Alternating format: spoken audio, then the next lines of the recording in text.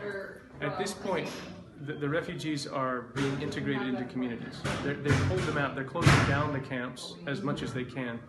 They'll have some camps open because you have people flowing into the islands, and they're still coming from Turkey. But those who are here, the 50 to 60,000 that we have, are being integrated into communities, but the integration services are not really taken off. And so we're going to be building a community friendship center next to an existing charity so that we share a building, and then we will offer these services for the cultural integration. So music, dance, language, everything that would help them and their community work together to learn things. But the missionaries' job will be to do those things, those classes, but more often to go recruit people from the university, the communities, these young single adults and young adults and high school students to come in and run the classes so that the community is embracing the refugees. That's where we're going, so we'll have that started up in the next 3 months. So I'm Anthony Dayton, this is Elder and Sister Woolman. Hi, nice to meet you again. Nice to meet you again. Yeah. We've just got 2 questions today, because you're both serving here in Greece. We want to ask you about the refugee crisis here. So what are some of the primary challenges or problems that you're facing with helping refugees? Okay, one of the biggest challenges we have is that unfortunately everyone is saying the crisis is over. The crisis is not over. In mainland Greece, things are a lot better. But on the islands, things are pretty bad. My wife will tell you, we just visited last week, my wife will tell you about that. We just visited a couple of camps there on Lesbos. Moria is what they call a RIC camp, Reception and Identification Centre. And as they come in off the boats, mainly from Turkey, they have to have all identified and figure out what their problems are and their health and a number of things which take a long time to work out. But they can't keep up with all the paperwork to get them done so they can move them to mainland. They cannot move to mainland until all that is sorted, because if they aren't eligible, then they in theory get sent back to Turkey, and that's why they don't want them moved off the island. But Moria should have about 1,800 people, and that's all it was built for, now has 6,000 people in it. It is and terrible. They put them in what they call here ISA boxes, which are like little kind of caravan-y kind of things, little boxes that they live in. They are stacked up. Most camps are just single layer, but in Moria they're stacked one on top of the other. And then we saw them last week, and they have got tents all over the place because they don't have enough of these containers for them. These tents are any kind of tents that they can get hold of. Some of the UNHCR ones, but they must have obviously run out, or there is no space, because some are just like even one-man tents. And last week it rained, and in Moria's on a hill. So you can imagine the people at the bottom were not faring very well because they were in the water. And so there they stay. Yeah, these tents are like summer tents. Some of them. They're not waterproof. They barely keep the wind out. And if you're at the bottom of the hill, you've got mud. And it is almost like a mudslide. So that's one problem with them. The other problem that they are seeing now in mainland, but certainly more on the islands, is mental health problems. People are depressed. Really?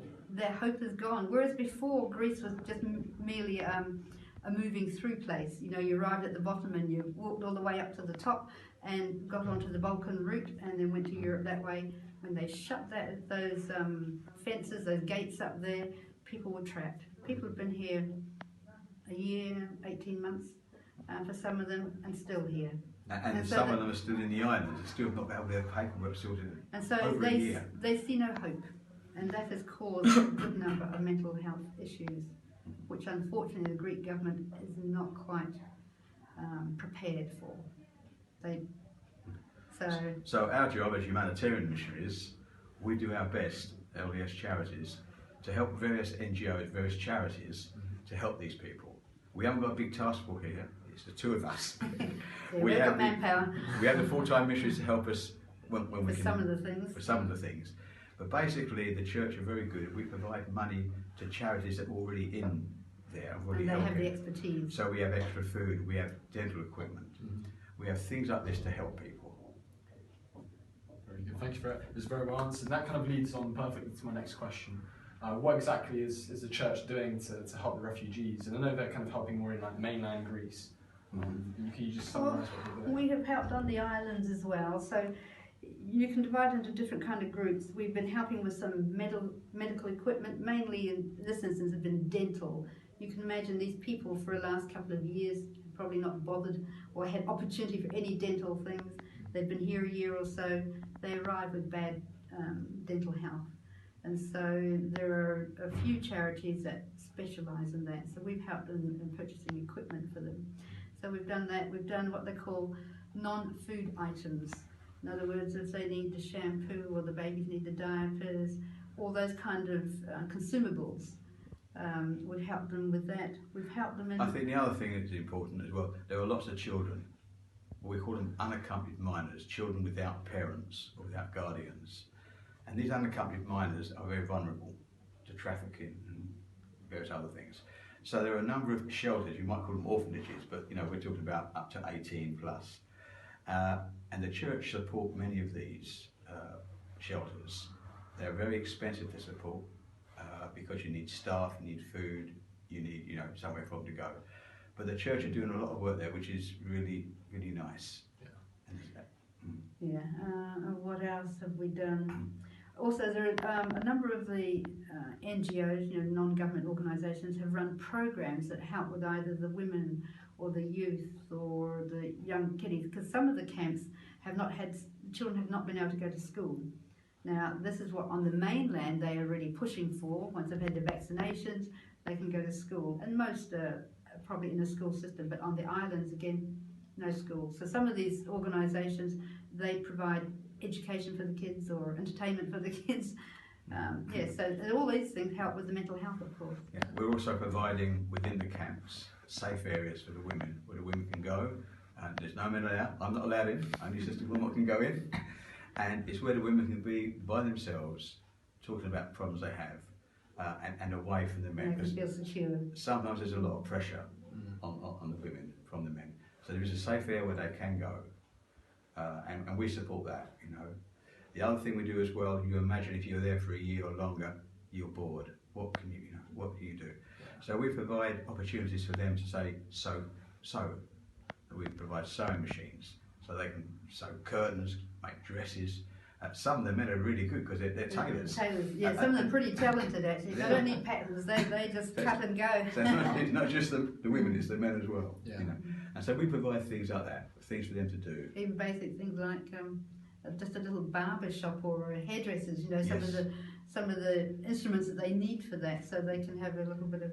The type of things you would think, why are we supporting that? Well, we're supporting it for their mental health, and for and to try and give them some skills for those who haven't got skills, so that when they do get wherever they hope to go, they have some skills, and they can be accepted in the community. So that's basically what we do. That's very comprehensive. It sounds great how you're trying to get the communities to try and get together, and that's one thing I actually remember seeing in Victoria, just here in Athens. Yes. That's men that have nothing to do all day. That's right. It's like one of the things the Red Cross was trying to do. They were like distributing games and other activities, just so boredom they'd have something to do, because boredom just leads to crime and other problems. We work very closely with the Salvation Army, Red with us, a number of soup kitchens, a number of things we work with, and we're very happy to do that. Supporting recently an NGO that supports children through music, that teaches and heals through music, and they teach the kids how to play the harmonica or the penny whistle, or the older kids get to learn the ukulele, but it heals them, it helps them, and it gets the kids from the different nationalities to come together, because children never worry about what nationality they are, do they? And so they get together, and then what they've been teaching is the older kids to teach the younger ones, so it gives them some leadership skills. So that's been quite successful, actually. It's to take away the trauma, or help to take away the trauma, because these children have certainly been through lots. You see some of the pictures they draw, and it's unbelievable, the horror in those pictures.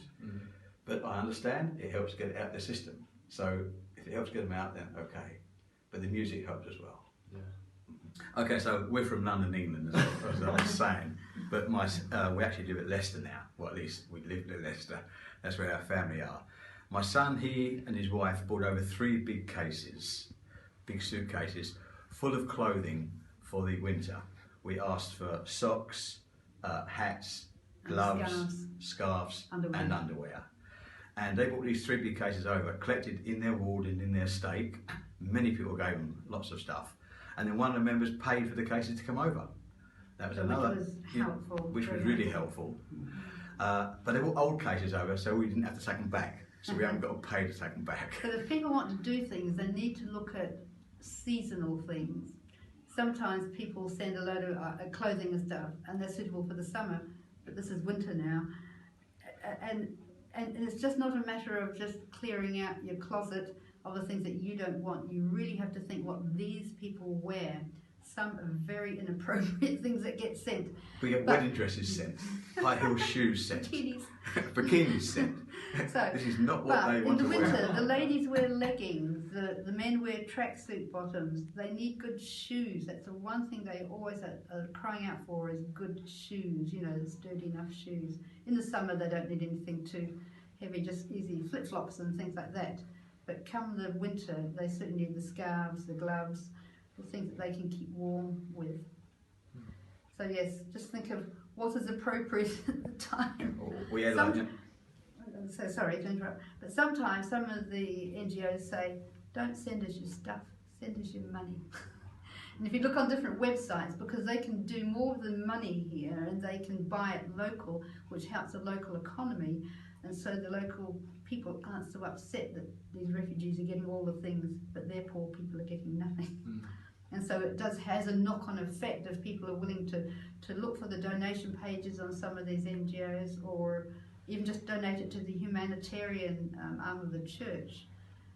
We're very lucky and very fortunate that the emergency response, which is for the refugees, is kind of, there's not so much of a limit as what we can spend. For humanitarian, helping the local Greeks, there is a bit of a limit. They have a much smaller amount that we are able to spend on them. But the refugees, the church are very generous with them and certainly help them. Thank you.